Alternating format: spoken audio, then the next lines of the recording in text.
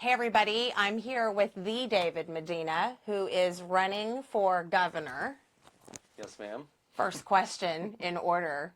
What in the heck made you decide to run for governor? Yeah, that's a great question. And first of all, I love being here. Your house, for those that don't see the whole house, you're an interior decorator. I'm an interior Oh my designer. gosh, it shows, and this is Yeah. actually really cool, by the Yeah. way. So just a little side note, but here's the thing. I know it's easy to look at me through the lens of Instagram and Facebook, and it's easy to look at like someone like you. It's like, oh, Instagram, Facebook, but there's more to us, right? And I'm excited about this race because I get to show people what I've been doing behind the scenes in Oregon, how I've been in the fight, not just on Instagram. I've actually been on the ground, right? Especially during the whole COVID era when they were locking down businesses and keeping kids out of schools. I mean, I was on the ground, throwing events, getting people activated, helping people save their jobs through helping them write religious exemptions. I've been in this fight, and so to me it was like I hit a point where I'm a results driven person, just like you. Results driven. We don't like to do things unless there's a result, unless we're actually doing something. So to me, results for me isn't likes and follows. It's just not. It never has been. That's if those who know me understand that I'm a very result. So at some point I came to the realization, Angela, is like, what am I doing here? If I'm just getting likes and follows, but my state is deteriorating, what am I doing? I'm just serving my self-interest. And to me, I've always been about helping Oregon, and I want to help fix our state and stand against this. So I saw an opportunity here through prayer, that God kind of said, that he wanted me to do this. That's how I felt. I know a lot of maybe your listeners, don't believe in God. Totally fine. I have friends that don't believe in God, but I believe in God. And I felt God tell me that I was supposed to jump in this race, and I thought it was crazy. I was like, I never wanted to run for anything. I don't consider myself a politician. I don't like politicians, even Republican politicians. Now, we do have a lot of good Republicans here in the state. But that was basically like, I hit a point where I was like, I want to see actual change. And, God has given me a platform. He has given me a voice and influence here in the state that I thought it hit a ceiling. And honestly, this jumping in this race is, to me, was like crazy because I was like, politics are dirty, and I could be destroyed through this. They could dig up stuff on me, make up stuff on me. What how they do it? I mean, we saw them do it to Trump. And I was like, this could really. I don't even have to go that far. I know Right. what they say about us. Exactly. You get it. And so I'm actually excited to do this interview because you get it more than anybody. And to me, it was like, wow, I'm starting to get monetized online. I'm starting to make money. I'm getting new opportunities with clients across the nation.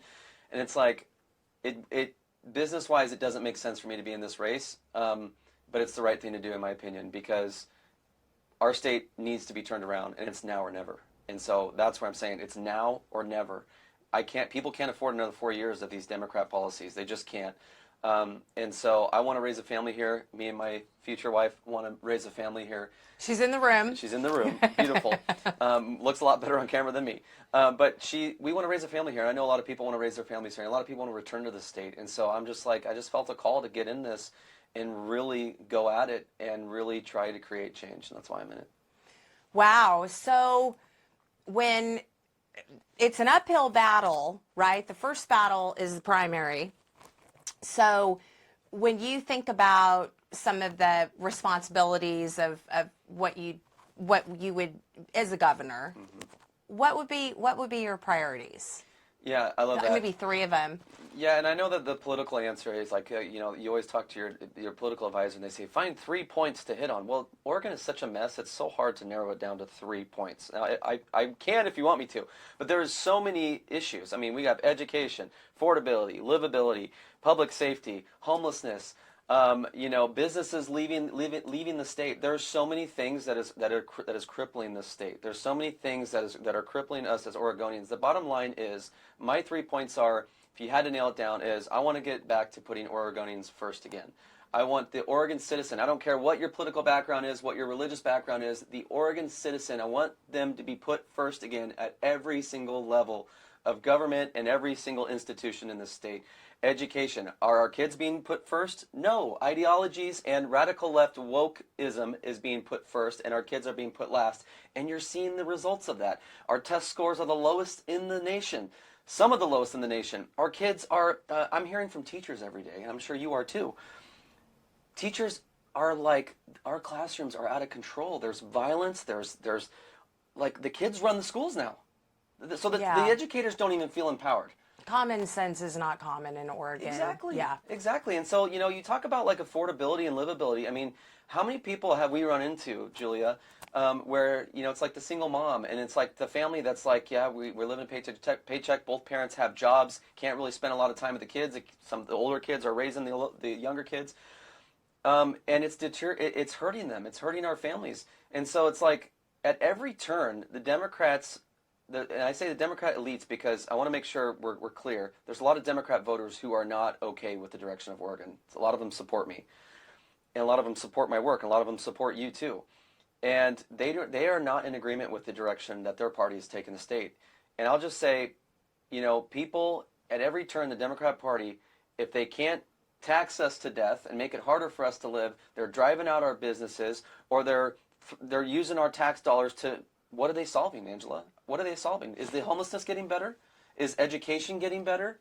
Is our businesses flocking to Oregon? I mean, at every turn, it is like things are deteriorating. So Oregonians first, I want people to be able to raise a family here without having to worry about their kids being indoctrinated at schools, but also without having to worry about taxes. The next session coming along in Salem, where, okay, what round of I mean, I have families out there that are like, I get anxiety of the next session because it's like, what bills are going to pass to make my life harder? Which is happening right now. Yeah. Exactly. Yeah. So, I mean, affordability, livability, Oregonians first, and, we got to get back to shrinking our government and being more responsible fiscally. We need to start making sure that if we're taking in taxpayer dollars, that we're not just taking in taxpayer dollars to increase spending, but actually cutting spending, but solving problems at the same time. That's how government is supposed to function. And it's like totally backwards. How do you solve these problems? Like whenever as the governor, like whenever you when you're like, okay, I'm governor, and this is a really big complex problem. I agree with you, and I think you've done a pretty good job talking about a lot of the problems that we all feel. So what are you doing for those problems? Exactly. Well, I mean, we only have so much limited time, so I'm just going to basically make it very simple. Okay. We have to increase transparency within government. The transparency now is a joke, especially with our election systems, and with every aspect in government. It's like they try to cover up, and it's like every time we try to poke at, hey, what is this money really going to? This homelessness problem in Portland. How do we have $100 million that's unspent, and the problem keeps getting worse, and you guys keep asking us for more tax dollars? And it's like, so as governor, we have to return the trust of government or we have to make sure our people trust our government.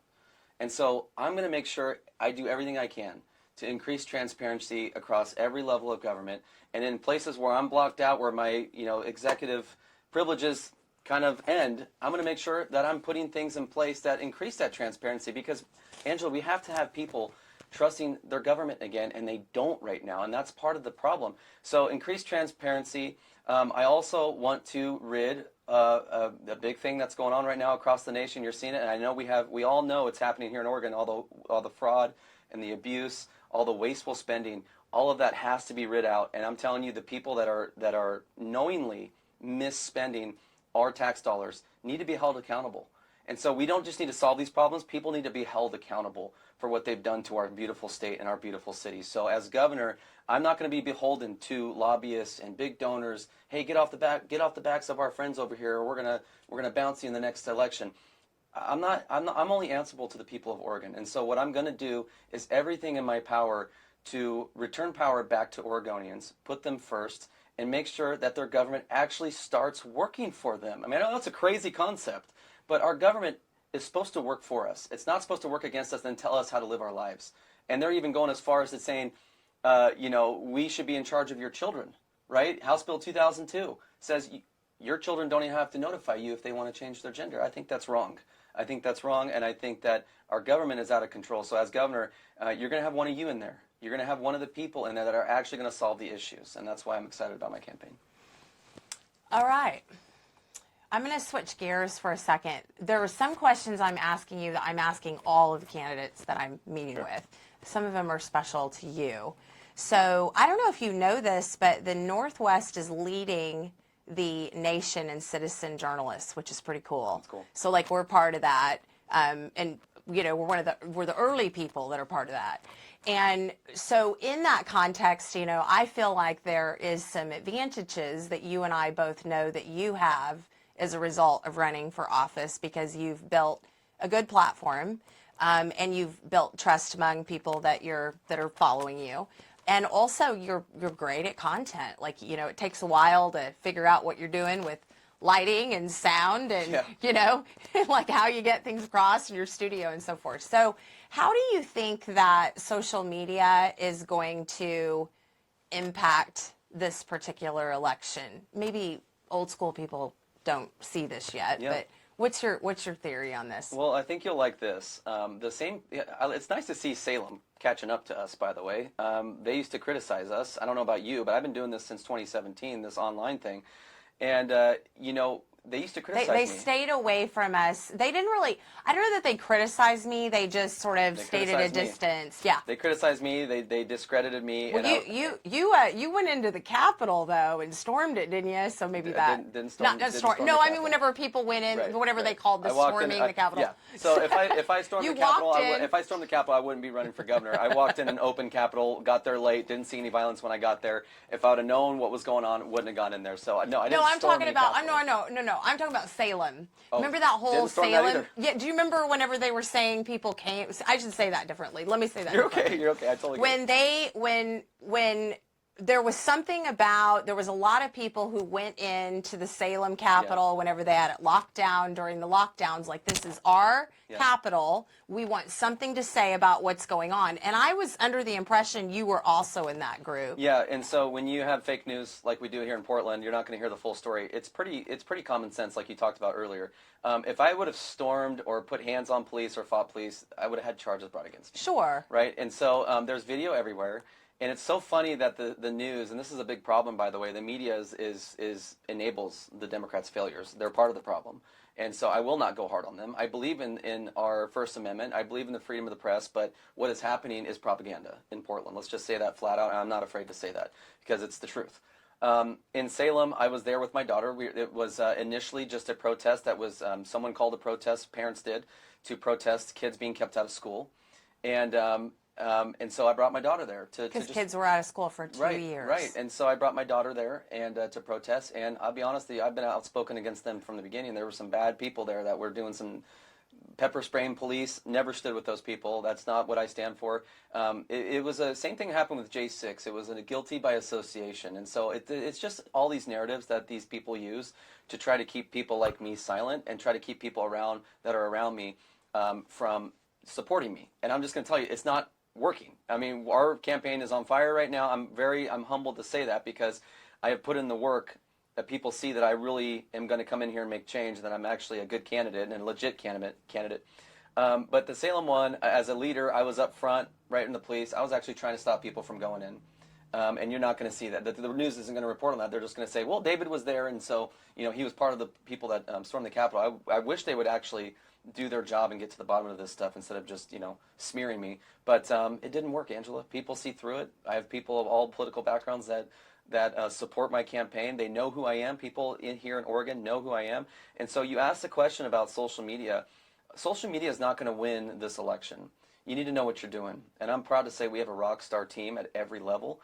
People that have been working in D.C. and back here in Oregon, representing Oregon, on my campaign team that have years of experience, decades of experience actually. And so we have a rock star team. We know what we're doing. I've worked, and this is something that a lot of people don't know, I've worked on political campaigns as a campaign manager. I've worked on congressional races. I know how this all works, right? Here in Oregon? Yes. Okay, yeah. Cool. Would you be able to share the ones that you've worked on? Yeah, so the campaign manager for Anna Kasachev in House District 22, that was in the 2020 race when she ran for to be a state rep. She was a great candidate. And then I worked on the Jason Atkinson for Congress race over there, and that Cliff Bentz inevitably won. Mm-hmm. And then I worked on some other Senate campaigns, helped here and there as political director on various different, I worked on a school board race for a slate of candidates in Hillsborough. And so it's funny when people say, oh, he's just an Instagram influencer and all this. We want them to underestimate us because we know the value of my work and again, people like you, the value of your work. You've done amazing things as well for Portland and Oregon.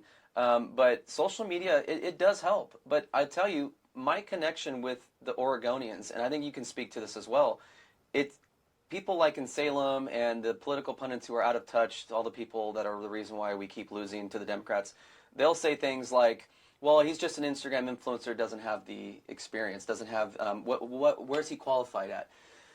And it's like they know nothing about us. It's like we're not on there like selling products. We are actually connecting. We're on the ground. We are talking to people. I'm building relationships. I have been there to fight next to Oregonians when their rights were being trampled on and during COVID. I have been on the ground. I'm not just behind the screen. I'm confronting evil head on. I'm the only candidate in this race that's been face to face with Antifa, standing for our values, Angela. And so it's insulting to me, and it's okay, I still love them, but it's insulting to me when you say, when a lot of these people know my work and who are friends with me, and then they turn around and ever since I started running, it's like now I'm all of a sudden nobody. Like I haven't been doing any work here. So it's not true, but the important thing is that people see through it. Well, there's a little bit of favor that you get whenever you have a large social media following in a regional or a geographic area. I Sure, know this experience sure. where you're at the grocery store and you're noticed, or I'm sure people recognize you places you are. They definitely do me, and they just like you. Because they watch you. I've seen that with you, people coming up to you at events, and yeah, you have that personal connection, and that's important. So I think that also what I've noticed is that because there's so much power with your voice, sometimes you meet people and they know that maybe you can do something for them. And so they make sure that door is open. That doesn't make them bad. It's just, it's like whenever you have a pool or a boat, you have more friends. And so I think what you're experiencing, if I may, Sure. is just that, in some cases when you decided to run, some of the people that them and their teams are running already for other campaigns, and they're like, wait, he's running? Like, he was helping us, or we were, you were an asset, and now you're not an asset. You're a problem, maybe, Yeah, or I don't maybe, see it like that. And they don't know how big. I'm just saying. No, that's yeah. a fair point, and I think that's a good way to, because that's what a lot of people would think that's the issue here is like, now I've become a problem because I'm running again. Listen, it's a good thing for Republicans and for conservatives and for libertarians that David Medina is in this race, because now I am. Those are your labs. Those are so cool. I love it. I don't know if they'll be able to hear it or not. I hope not. I hope they shut up. They're amazing. They're such cute dogs. I was like, I just love it because I miss my dogs. But you have people that the only people that are threatened by my campaign that see me as a problem are the people that are part of the same failed political establishment that have gotten us in this mess. And I will just say that the response from the actual Oregonians, the actual people, have been overjoyed. We've had people cry, and I'm like, whoa, I'm not the important one here. Like, I'm just being a vessel. I've had people come up in tears because of me running, because the fact of the matter is yes, I may be a threat to the political establishment, to all the people in those circles. You know what circles I'm talking about. I do love those people. There's a lot of good people. And I don't even know that they perceive it as a threat. It's sort of like, oh, wait a minute. Like, now you're going to be running, and so now you're sort of, by virtue through the primary, an adversary. And I know that's and I know people during the primary. I have a lot of Republican friends. I think I'm not a Republican. I will be a Republican in a few weeks because I am voting in the primary to pick the challenger. But I'll switch back to Libertarian like I always do. But my point is that I think people are very much. At least the people that are working on the campaigns are close. Sure. They're very much dividing and picking their friends. I'll tell you, Angela, I didn't get in this race to run against anybody. I got in this race because the people of Oregon need a fresh new voice. What we've been doing is not working. What the Republican Party has been doing has not been working. And it shocks me that there are still people that are okay with that. Again, nothing against my opponents, but I ran to create change and actually run for the people of Oregon. I didn't run to go against anybody or run for myself. I ran for the people of Oregon. That's why I'm in this race, is to give people a fresh new voice, that someone that will stand on our values without compromising, constant compromise. Angela, we lost the race in 2022. We should have never lost that race. That was a race that was ripe for Republicans to win. The Democrats didn't win in 2022. We lost it. And I don't want to go too deep into that because I don't want to go too hard against one of my opponents. That's not why I'm in this race. I'm not here to create division. But in 2024, what happened? Oregon went more blue somehow. The voter registration since 2022. Democrats have lost over 31,000 voters. For people who have left the Democrat Party. You know how many? That is true. I just saw that. Do you know how many the Republicans gained? 200. That to me is a travesty. I've got those numbers, David. I don't have those handy, but I just got those handed to me. I do think it's higher. I'll give those to you in case I have something. Well, give me a ballpark on what you remember. It's like 22,000 we've added.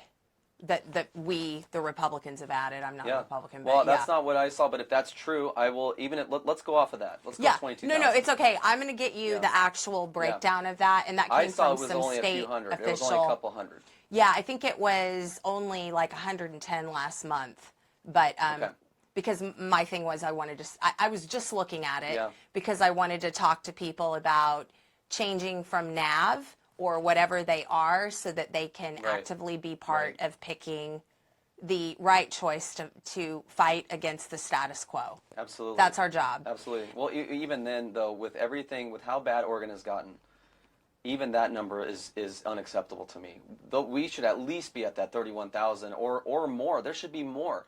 My point is that the Republican platform, and again, I'm a proud Republican. I have nothing to get. There's a lot of great Republicans in Salem. There's a lot of good. So I'm not trying to come out here and go to war with my own party. That's not what I'm doing. I'm just pointing out facts because the Oregon people deserve the truth. And they deserve someone to come in here that's not afraid to tell the truth, which is we haven't been giving people anything to be excited about because we're not clear on our messaging. And we allow the Democrats and the media to write our story. We allow them to write our narrative. We allow them to define us. Because if we're not J6 rioters one day, we're bigots and we're racists and we're all phobics, all different kinds of words another day. We have to stop allowing the left to write our strategy, write our messaging. We have to be proud of our values, stand strong on our values. That's what, in my opinion, from what I've heard from Oregonians on the ground of all political backgrounds, people just want strength. They want the madness to stop. The Republicans, we need to do a better job of meeting those people, the people in the middle, and being clear about what we stand for and being bold, standing for those values, for the family, for the economy. It's like, my goodness, every time the Democrats write something about us, we're like so quick to like try to dance around it and no, that's not it's like, dude, just stand firm on your values. They were calling Christine Drazan a MAGA extremist back in 22 when she got through the primary and ran against Tina Kotek. They were calling her a hard right turn for Oregon. They were calling her a MAGA extremist. Go look at the ads. They were saying that she was too extreme for Oregon. No matter who gets through this primary, they're going to call all of us that. They're going to call you that if they haven't already. So I'm telling people, what do we have to lose? Not recently. Not recent, but they have in the past. They've called you. You've heard it. They've called you all kinds of names. They sort of give up once you have your own voice. Exactly, and that's exactly right there is what I'm trying to do here with Oregonians, is give them their voices back through strength, through boldness, and through not having these lobbyists. I'm telling you, again, I'm really trying not to talk bad about my opponents, and this isn't talking bad, but it's like politicians are not going to get us out of this mess. That's all I'm going to say. Politicians are not going to get us out of this mess. That doesn't mean that my opponents aren't good, aren't good people. But politicians are not going to get us out of this mess. We keep going blue, Angela. Why would we go back to the same people that have not put up the fight and that have helped get us to this point? Because Republicans have to be accountable too. We are the problem too. We are not giving strong enough messaging to fight this battle and here's the key part, activate Oregonians to stand up and vote. There should have been no reason. It is a crime that 120,000 Republicans sat out of the 2022 election, and we only lost that election by 67,000 votes. Now, I will put accountability on them. They should never be sitting out of elections, and I said that when I endorsed Christine Drazan in 22. But at the same time, I don't blame them, because the messaging in 22 between Christine Drazan, and I told Christine this, so I'm not talking behind her back, I told this to her face. The messaging between Christine Drazan and Tina Kotek was not very different. It didn't inspire people, and it was like, well, we're just getting more of the same if we go with Christine, so why bother? It's time to show strength, Angela, and I think you know that deep down. It's time to show strength on every level, not just the battles that are easy to fight. And I know this, and I'm not doing this because I think that I'm jumping in because David's going to be strong. I'm doing this because Oregonians are telling me this. Democrats are telling me this. David, we had a Democrat speak at our rally. David, we just want strength. We want the madness to stop. And it's like, we just want Republicans to give us a candidate worth turning out for. Let's get into some of your professional and political background. We talked a little bit about some of the campaigns you've supported. So I just, David, one of the things that I thought would be good to do is to just get out in the open what people say about you. Let's do it. Right? Yeah. This guy's young. This guy doesn't have any experience in this arena. He wouldn't know what to do. So tell us what your background is, how it would translate, and how it would help you be a great governor. Well, I love that question, and I think it's a fair question if you're somebody that truly doesn't know me, and you kind of just see me off of a couple videos, right? And, but again, that's not the majority of people that have followed me for years that know my work. That's why this campaign has so much momentum, because people know my abilities. They know what I can do. They know my background. And maybe I should have talked about myself a little bit more. Maybe I just tried to make it about the work. I really didn't want to make my pages about me, because when it comes about me, then it's like, what am I doing? Right? Like, I had to keep it on the eyes on the cause. I think it's perfect now, so let's talk about it now. Right now, I love that. I think that's a fair question. So we'll just go back. I'll just tell a little bit about myself. So I grew up in Turner and Salem. I was in a family of 10. My dad worked at Winco. He was just a store clerk at Winco, and I was number 9 to 10. And so went to school at Cascade and graduated from North Salem. And then after that, I went into the work world, where I entered the corporate world really, really young. I've been put in leadership positions since, I was even in high school. I was, a supervisor at GI Joe's. A lot of you remember GI Joe's. Like, they need to bring that back, by the way. I'm sad to see him go. I was a supervisor at GI Joe's, overseeing grown adults, because I've always been blessed with the skill of leadership and knowing how to solve problems and being results driven. And so that's a blessing. I'm grateful that the Lord has given me that gift.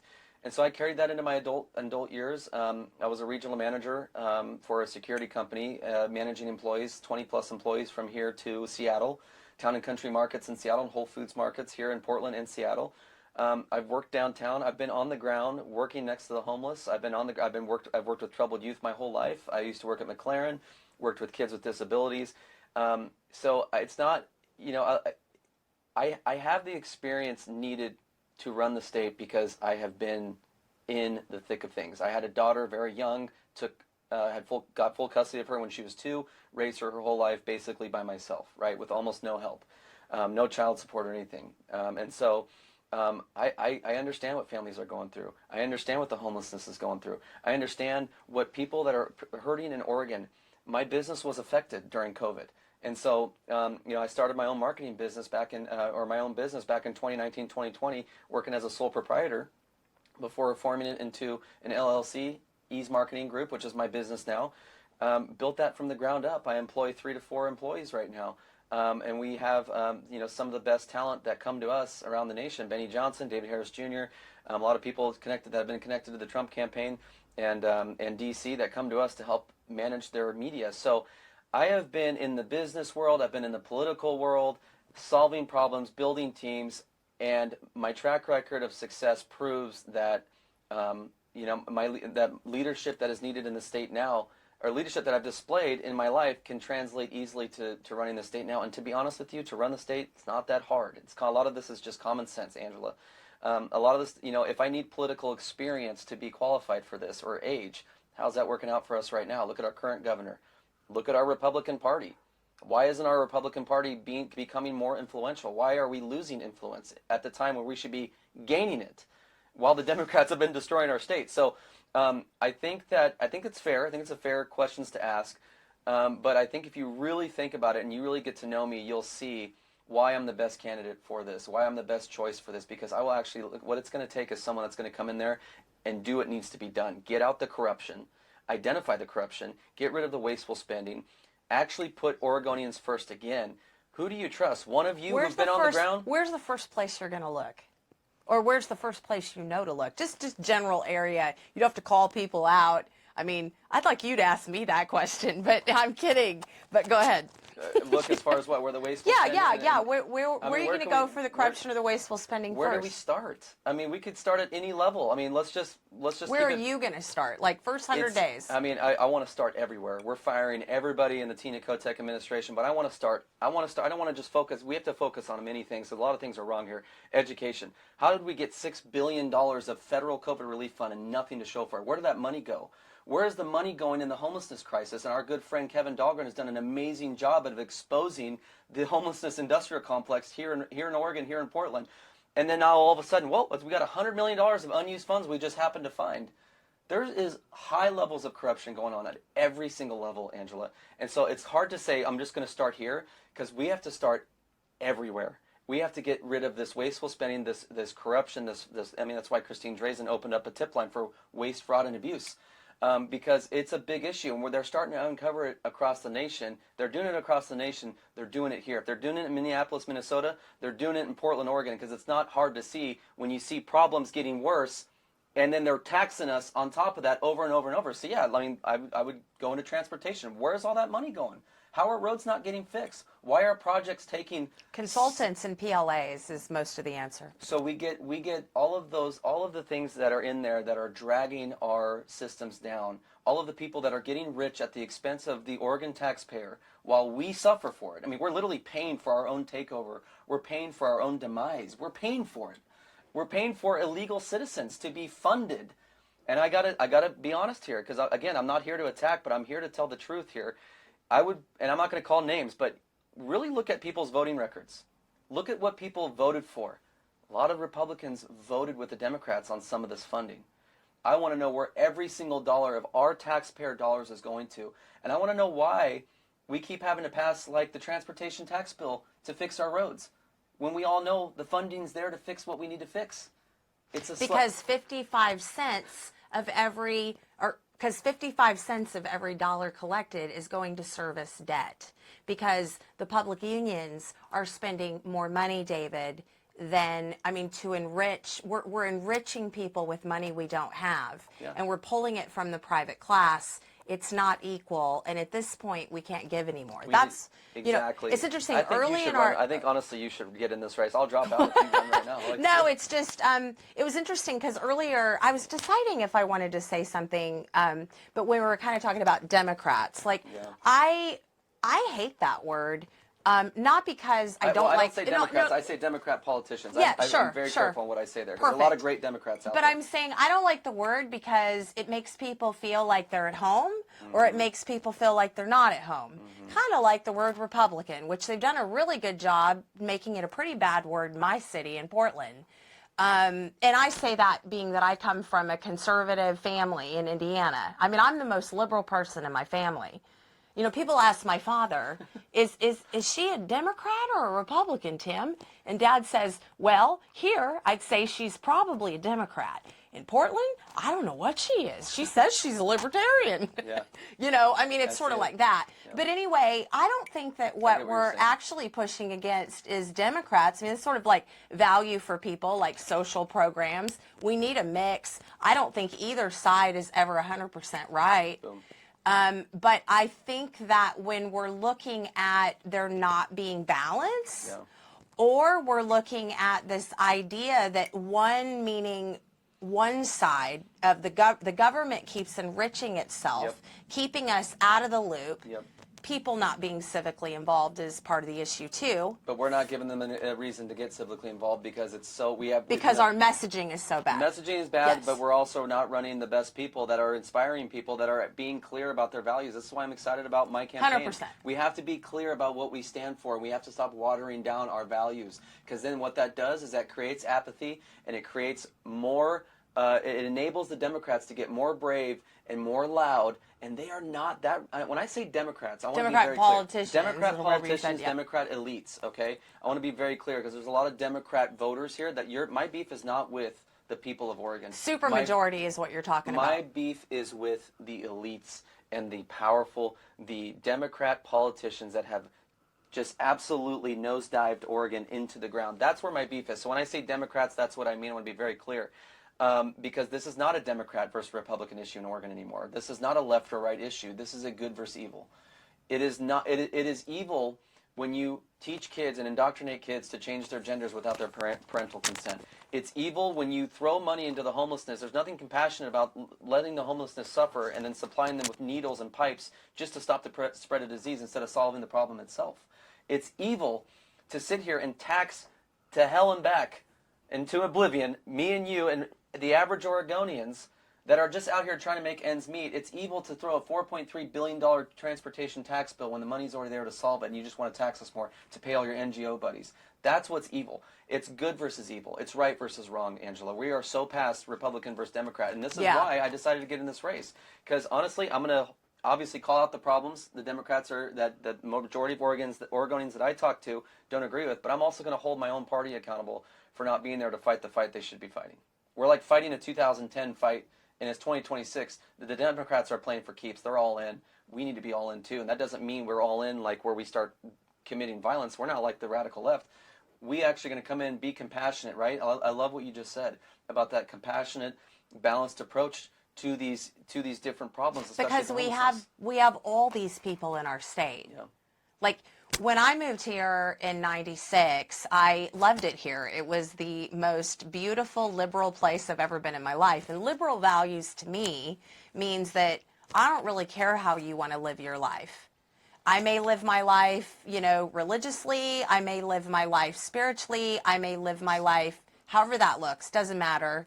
I may decide to have a family, not have a family. I may decide to be gay. I may decide, whatever the situation is, whatever you decide, that's fine.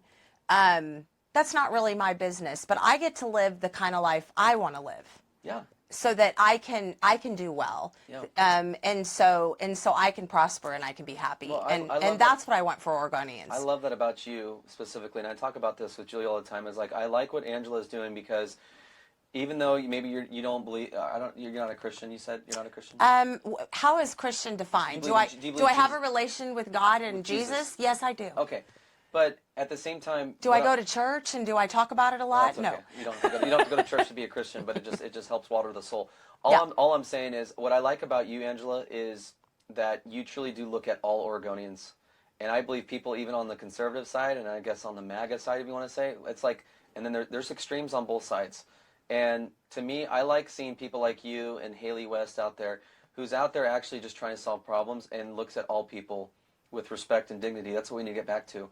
And I'll tell you what, there's nothing liberal about what the Democrat Party and the Democrat politicians are doing in Oregon right now. It's all pure Marxism, communism, propaganda through their media. It's all, if you don't agree with us, you don't belong here. And then all of a sudden, Portland's a place for everybody. Oregon's a place for everybody. No, it's not. It's a lie. No, it's not. Yeah. Because if we don't agree with your agenda, you not only banish us, but you attack us. That's not liberalism. Do you know that we started to do at PDX World meetups, and I have had people come up to me, and not just, they only talk to me for maybe a couple minutes and talk to other people, and I get notes afterwards about how fulfilled they were to know that there's people in this city that think like them, but they all commonly will say, I never even speak about the things that I think and believe because I'm afraid. And I tell them, well, that's within you. Yeah. Like, because I have found if I just speak with responsibility about, I kind of see things this way, people are open generally. There are extremes, I'm sure. There's people who don't want to listen to anyone who doesn't think like them, and that's fine. Those aren't my people. Yeah. But I think some of the early adopters of people who stand up and are willing to speak, the biggest warriors take the most arrows. I believe that. Yeah, Someone had to remind me that recently. Doesn't that feel good when you have people come up to you and just like you're like, okay, now I feel like I'm on the right track, because when you're not on the right track when even if you're promoting your side that you think is right, but it's causing chaos and you're causing division and you're just trying to get clicks, right? That's not solving problems. That you're in your echo chamber, right? And so I've done everything I can. I'm going to stand up for my beliefs and what I believe is right. Look, love or hate Trump, I get it. I have a lot of friends who hate Trump. Okay, I voted for the guy 3 times. Sometimes I wish he was more uniting. I really do. But at the end of the day, there's a reason why he got elected in America right after Barack Obama. There's a reason why he got reelected in 24 after all the stuff they tried to throw on him, was because he found a way to get to the American people through all of the propaganda. He found a way to say, hey, look, I want to create a country that will allow you to raise your family with less tax How do burden. you think you're gonna, like, let's assume you get through the primary. How do you think you're gonna be able to win through November or whenever you just talk about Trump the way you're talking? I mean, people hate Trump in my city, and my city kind of decides. I mean, at least they'll tell you they hate him. Yeah. Well, first of all, I've never been. I like President Trump. I think that he has done a lot of good things. I think a lot of his policies are good for America. I think anybody with common sense can say that. If you want to talk about his character, you want to talk about how he's not uniting. I've never met him. I can't. Well, just what you see on TV. Right? Yeah, yeah. Like, I mean, we obviously wish he could be more uniting, and it's like the radical parts on each side. They want to lump everybody into these boxes, and it's like the majority of America, the majority of Oregon, are not in those boxes. They're in the middle, trying to just like live their life, right, and trying to just pay their bills. Yeah. I mean, that's the majority of people. There are many bills. So going into the general, the only. Let me just tell you something. David can't win the general. He can't ever win over moderates and Democrats. The only people you're going to hear that from are the out-of-touch political machine and the people connected to them that are out of touch, that don't understand what the real Oregonian is thinking and how the real Oregonian feels. The average Oregonian, Democrat or Republican, I'm sorry to say, does not care about Donald Trump. They care about their state and what's going on and the problems that we have here. They don't care about ICE. They want their streets to be more safe. They obviously, if there's bad police conduct or bad ICE, we want to hold those bad apples accountable. I'm not saying we just let them go crazy, but that's not what the Democrats are the Democrat politicians and their media allies are framing it as. They're framing it as they're literally calling them secret police. And when America voted for them to come in and to uphold our Constitution and to make sure people are here legally, it's everybody. It's all of our country. We're a nation of law. That's what's gotten us to this point. That's why we can have this conversation with the window curtains open and not have to worry so much. Well, maybe Portland, you have to worry a little bit more than where I live, but we have to be a nation of laws. We have to get back to common sense. And the Democrats, it's like this big psyop going on where they got so many people brainwashed that upholding our laws is somehow hateful and dangerous. It's like it's so disgraceful what the Democrat Party and the media allies is doing to this country and doing to Oregon. You notice that Tina Kotek and her Democrat politicians, they have nothing to run on. They have no track record of success to run on in 26. They talk a lot about their concerns with Trump. Yeah, so definitely. Exactly. So what is their focus? Trump, ICE. Trump, ICE. I'm sorry, but our problems in Oregon have been happening a lot before Trump even came on the scene. Trump has nothing to do with Oregon's problems. But somehow they got this little faction of people convinced that Trump's the problem. That shooting that happened up with the two people in the pickup truck, it's really close to here. Yeah. Okay. Less than a mile away. Wow. Yeah. It's a place that I shop all the time. Yeah. It's a place where I've been an activist in this area for over a decade. And I can tell you that there is a huge amount of organized crime and drug trade. And I've been telling people for some time, like, we have cartel. Yeah, you have. We have cartel here in our city. I mean, we have it throughout our state, I hear, but I can see it here. And so it was interesting as that happened, and then it came out with their background and so forth. It's unfortunate because we really need to get these people out of here, because we have people that fentanyl apparently is so addictive that you'll do anything to get it. Yeah. You can't say no to it, even if we run people. Our leaders don't understand addiction at all, by the way. Yeah. They don't understand addiction at all. They don't understand the problem. We just need to get drugs off the street is my point. Right, And my point is that and even in the cases of these people, they had been caught by the Portland police and released. Yep. Like we have this revolving door that happens here. So it's like, if we don't want them to come in, maybe we should, in our state laws, in all categories, requires that we have zero cooperation. So there's, it's not a black and white issue, but I can say that when that happened and sort of how it blew up, I was like, this is a completely different scenario than what people are talking about. When you really understand the women and children that are trafficked in this area and how people just drive by, even things you can kind of see, it's really disheartening. Well, it is, and since you brought up that issue, I mean, that is the most clear-cut issue that you are being lied to Oregonians, listen to me, and listen to me, Democrats also that maybe aren't so sold on Republicans yet. You are being absolutely lied to. Look no further than that incident you just brought up. Look at how they came out immediately. I'm talking Tina Kotek, Keith Wilson, even Bob Day. They all had that press conference before any facts came out, already calling for ICE to leave Portland, already putting the blame on them before any facts came out. And then, of course, a couple days later, the DHS report came out that actually, and video to back it up, that actually those two Tren Aragua connected individuals were trying to ram the officer, which is why they were shot.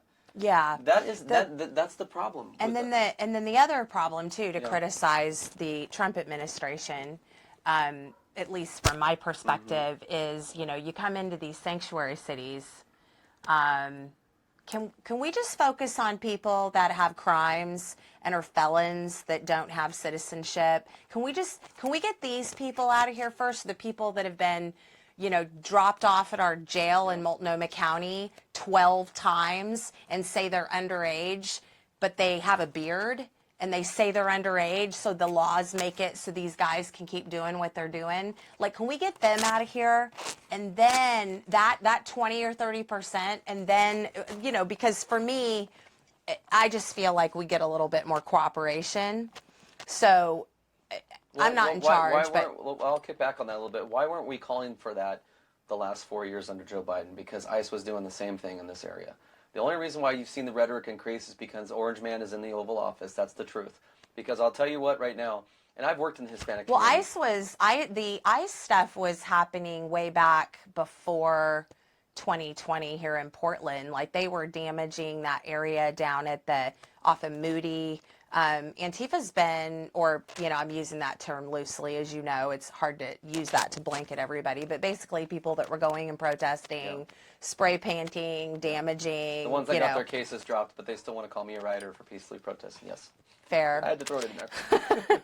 So let's talk about those January 6th charges and get that out of the way. Yeah. Tell people what happened. Well, and I do want to get tell to that. people what you... I wanted to hit real quick, because I have worked in the Hispanic community for years, and the Hispanic people are great people. A lot of them are Catholic. And a lot of them are very scared right now. Well, I would say the ones that are scared are the ones that are probably here illegally, but I would say a lot of the Hispanics that I talk to, which are a lot of them, actually agree with ICE. I know that sounds crazy because we've been so psyoped by our media, by our fake media.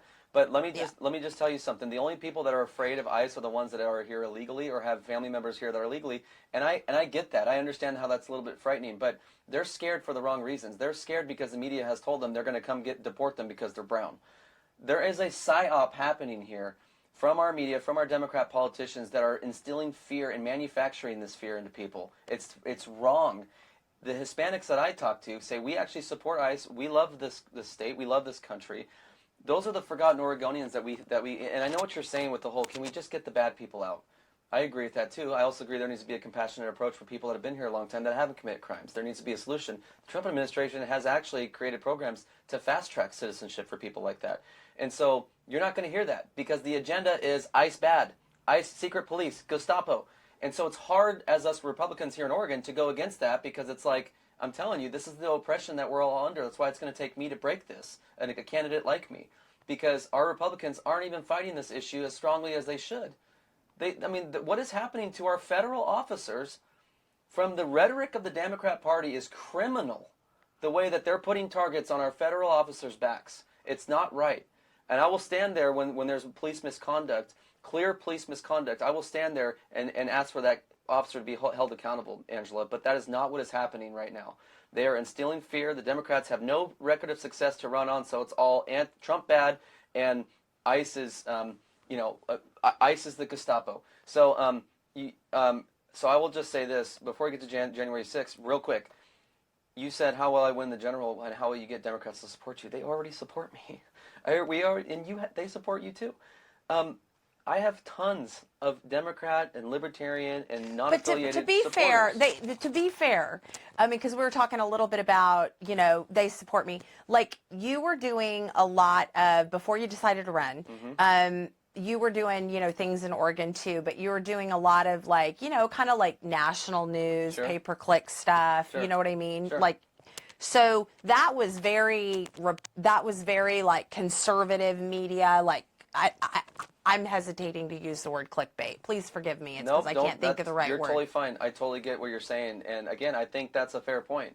I think it's easy to see work that I've done in the national work as clickbait. I think if you were to see, if I was really about clickbait, I'd be out here trolling people. You've never seen me do that. It's not the right. It's not the No, I know what right you're saying, exact though. word. I know what you're saying. That's why I'm not taking offense, because it's. But it's words I know that where would your make a heart's at. dem go like, oh my gosh, Well, like. here's what I do. I just show the hypocrisy, because the hypocrisy you're seeing in Oregon, it translates nationally, and nationally translates to Oregon. It's all related. The Democrats they're all peas in a pod.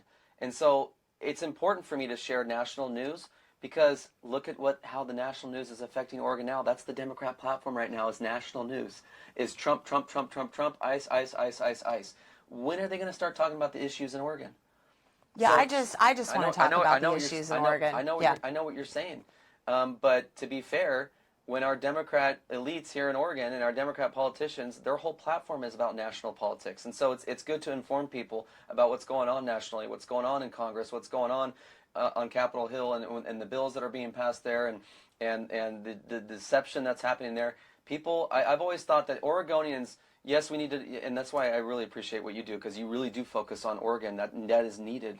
But for my specific purposes, it wasn't about clicks. It was more about, I want people to be fully informed about government, because our state government is very related to our national government, and you're seeing it now more than ever. So it wasn't so much about me wanting to post to get clicks. It was like, people need to know this stuff. People need to know when they pass egregious bills in D.C. that is going to affect us here in Oregon. They need to know about national stuff. So anyways, yeah, that's why I focused on national. I'm going to continue to focus on national because it's important.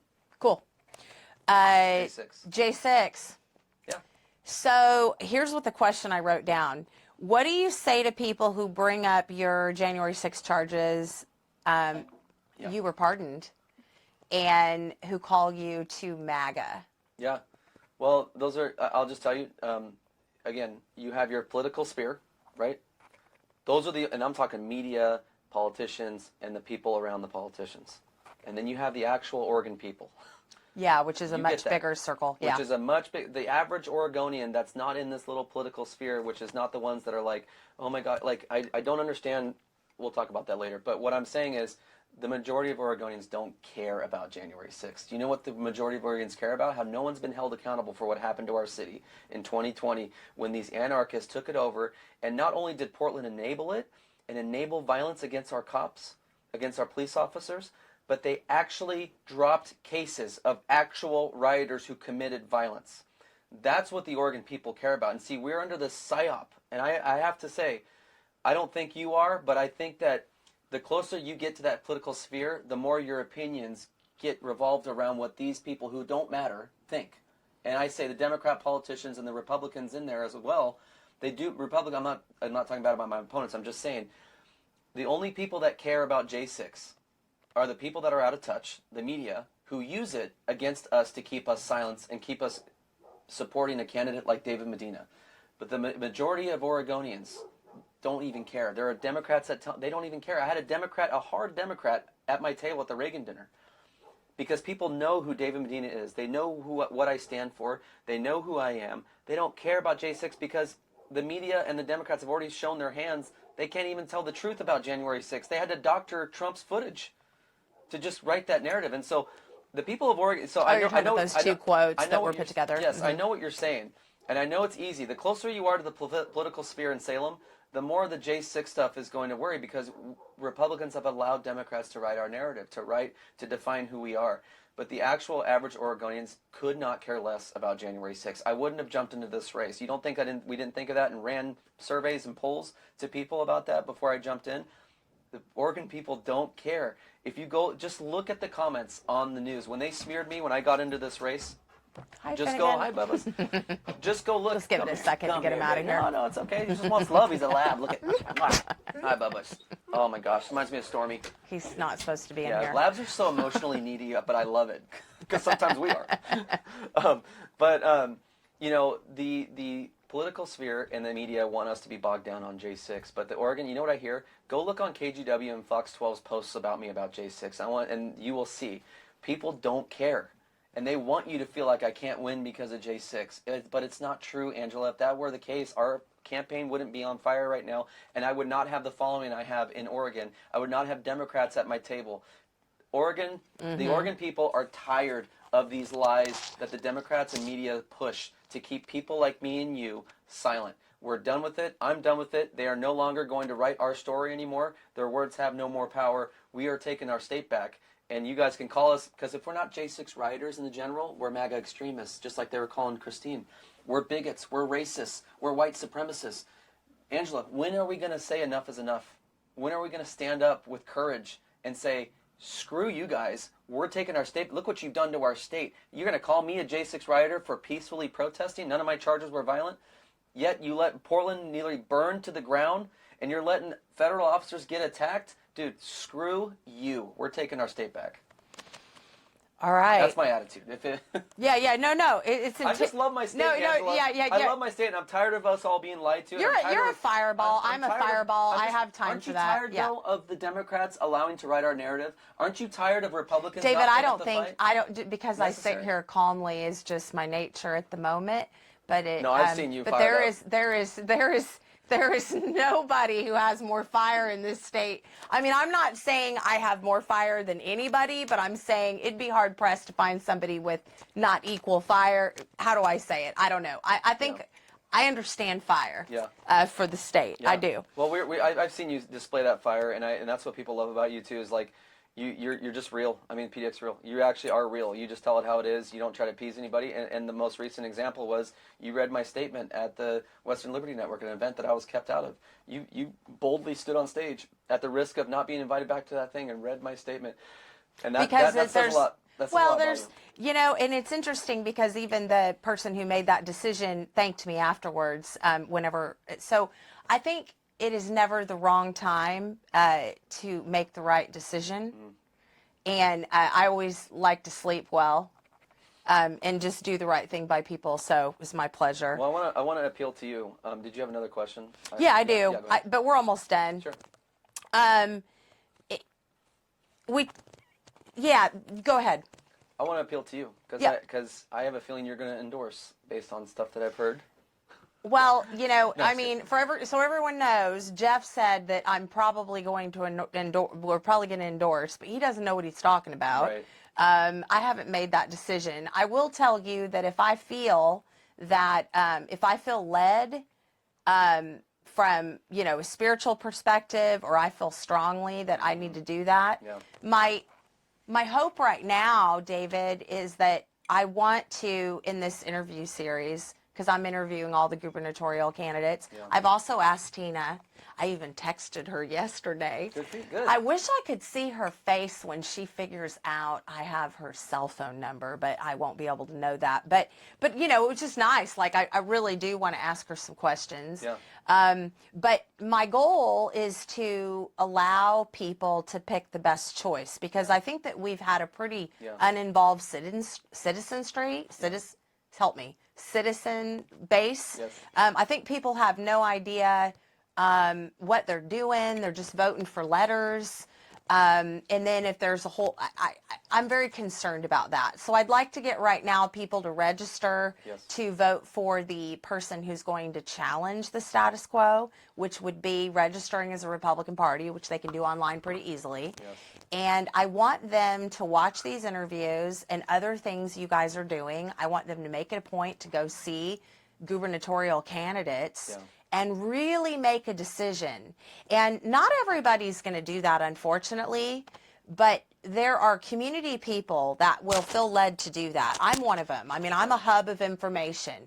There's people that can be committed to this and can go out and influence other people and tell them things. Sure. And I want the best thing for Oregon. I think this fight in our state is totally winnable. Yes. I think it's winnable for everybody. I don't mean this side wins. Yeah. We need strong leaders, Angela. And you said you need someone to disrupt the status quo.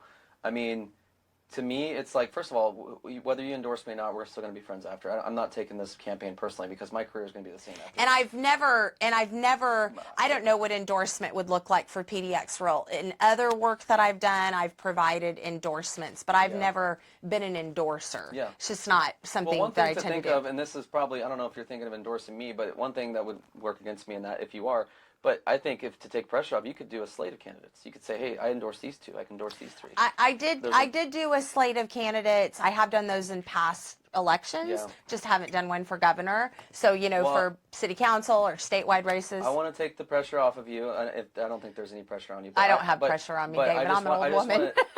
Whether you endorse me or not, it's not going to drown out the fact, the good that you've done for Portland and for Oregon, and the good, courageous, bold work you've done. Now, I will tell you, if you really think in your heart, and you don't even have to answer this, but if you want someone to disrupt the status quo, is a politician going to do that? Is someone that's been part of that system going to do that? And now I get the attraction. I've been there before. I get the attraction to politicians in Salem. I get that this person speaks really well, and it's like they're in power, they're elected, but I'm telling you, they need us more than you need them. I want you to remember that, because when you make your decision, if you choose a singular candidate, I want you to think, who can really disrupt and show the strength needed to stop this madness? Because this is madness, what is happening in our state. Is it going to be a politician that has been voting with these people? Is it going to be a politician that's more worried about their career in their next election? Or is it going to be someone like one of us that has the influence? We have more influence than anybody running. We do. You have more influence than anybody running in Salem, Republican or Democrat. Do you really think that it's going to take one of them to fix the problem that they've been part of? Remember, Republicans are not gaining influence. They're losing influence. You know who's gaining influence? People like you and me. People that are actually on the ground facing the issues, being courageous enough to call the issues out and get on the ground and stand for Oregonians. That's why I think that you should think about running in the future. Because you are the kind of candidates we need, Angela. David, for me, I'm doing the MVP job that I should be doing. I'm doing exactly what God wants me to do. Yes. I've talked at 9 months of age in sentences. Yeah. My gift has always been my voice. I've been a professional singer. I've done a lot of things with my voice, corporate voiceover work. You sing at our vigil. Yeah. I didn't sing at the vigil. You sang? Yeah, you did. At the Charlie Kirk vigil. Yeah. Oh, I did. Yeah. Okay, Yeah, I didn't remember. Yeah. I was like, no, I didn't. Yeah, I remember that. But I understand what you're saying, and I think you need to go where you're being called. Totally get that. Yeah. I just think it'd be cool to have like yeah. mayor of I just think there's a lot of roles, but I think, in my city and in the state, I think somebody needs to be telling because we've been breaking a lot of stories on, some of that waste and corruption we've been talking about. So we'll keep on with that. We just got to pick. Listen, Oregon is getting worse. The Democrats have had one party rule for how many decades now? And it's like, okay, are we gaining influence? Are the people running in this race right now gaining influence with Oregonians and giving Oregonians a voice, and not giving Oregonians a voice, but are people listening to? And it's like the numbers and the elections show that Republicans are losing influence somehow. The Democrats have handed us on a silver platter a chance to beat them. All we have to do is just be courageous and stand firm on our beliefs. And it's why Republicans lose, because we've refused to do that. We're refused to say the things because we don't want to be called names. And encouraging others to do the same. And encouraging others. So it's like, if you really want someone to disrupt the status quo, I just don't see anything other than my campaign that can do that. That will actually go in and not care. Because no matter if a Republican gets elected, there's going to be riots. We know that. Now, who's going to actually be able to stand against that for good and not sit there and appease like we've been doing? We've just been appeasing and compromising with this evil that's been happening in Oregon. It's time that we stop compromising. That doesn't mean we have to go MAGA. That doesn't mean we have to go crazy. That means we simply have to stand strong on our beliefs and be proud of what we stand for, which is the family, a healthy economy, lower taxes, the solution to homelessness. Me and you could solve the homelessness problem. And an affordable place to live. Affordable place to live. Affordability. We want our families to not have to, our mothers or fathers we want our to not energy have to work not two to go jobs. up 300%. Exactly. That would be great. Exactly. So you want to talk about the status quo? I think I'm the best candidate for that. And that's why I jumped in this race. I didn't jump in this race to increase my name ID. I didn't need to do that. That's not what this is about. This is about, I truly care about my state. I see hurting Oregonians, and I have been given a platform, and I've been given the political and business experience to come in here and to actually create change. And that's what I'm going to do. everybody, that is David Medina. Take a breath. Thank you, Angela. Yeah, thank you.